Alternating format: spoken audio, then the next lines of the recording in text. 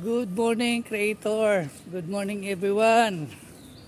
Good morning, Mother Earth. So tayo, walking. Siyempre, mag-i-invest tayo sa sarili natin, sa health natin, di ba? Pati mga kinakain natin. Investment pa rin yan. Kasama pa rin yan sa investment. Parang kaya ngayon, ito papaya. Magbe-breakfast tayo ng papaya ngayon. Ganyan yan. Di ba? So aside sa food, may food supplement din akong tinitira. Kaya ng mga barley grass. Lagi ko namang pinupost sa lahat ng social media platform.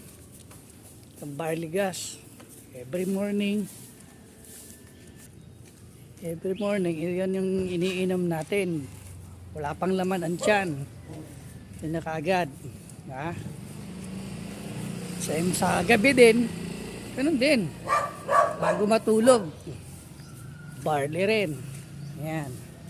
So, kailangan nating maglaan ng pera para sa sarili.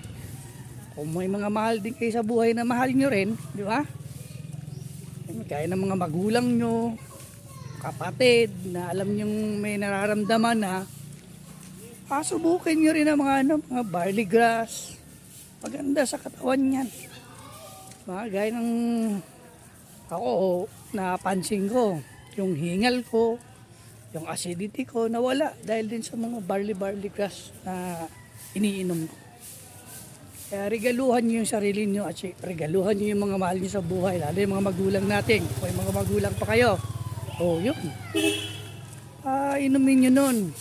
Huwag yung mga gamot-gamot. Kasi yung gamot na iniinom, baka yun pa yung dahilan ng pagkakasakit. Dahil yung kidney ang tinitira doon. Diba? O mag-food supplement na lang. Yan. Bilhan nyo yung nanay nyo, kapatid nyo, tatay nyo, pinsan nyo, mga ganun. Regalo nyo.